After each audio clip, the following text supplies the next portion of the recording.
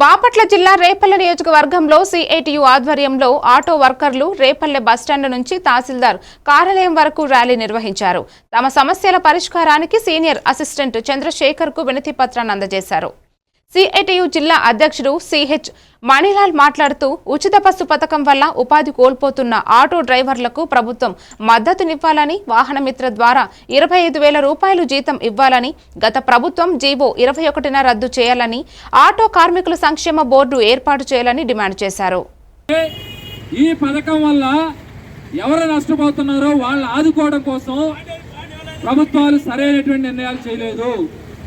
ఈ పథకం అమలుకు ముందే గౌరవ ముఖ్యమంత్రి గారు మేము రాజకీయ విమర్శలు చేయటం లేదు, నూతన ప్రభుత్వం ఉన్నటువంటి చంద్రబాబు నాయుడు గారు ఆగస్టు 15 ఉచిత బస్సులప్పుడే ఆటో కార్మికులను ఆదుకోవడానికి, ఆటో కార్మికులకి ఉపాధికి ఇబ్బంది లేకుండా నష్టపరిహారం ఇస్తామని చెప్పేసి ప్రకటన చేశారు.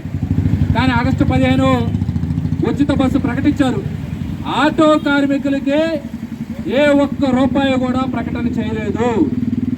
ఇతర రాష్ట్రాల్లో కొద్దో గొప్ప ఆదుకుంటా ఉన్నారు.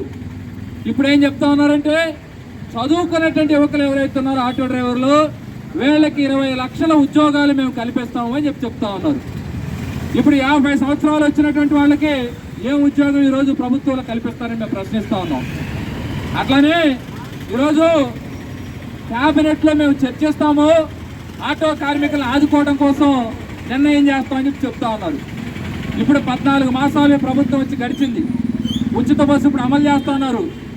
మీరు ఉచిత బస్సు అమలు చేయడం ద్వారా ఇప్పటికే రైల్వే స్టేషన్లకు దగ్గరగా ఉన్నటువంటి బస్ స్టాండ్లకు దగ్గరగా ఉన్నటువంటి ఆటో కార్మికులకి ఉపాధి దొరకటం లేదు, టికెట్లు రావటం లేదు.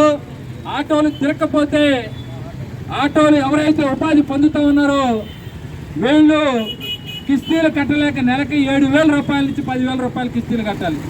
ఈ కిస్తీలు కట్టలేక ఆత్మహత్యలే సరైన ఉన్న పరిస్థితికి నెట్టబడుతున్న పరిస్థితి ఉంది.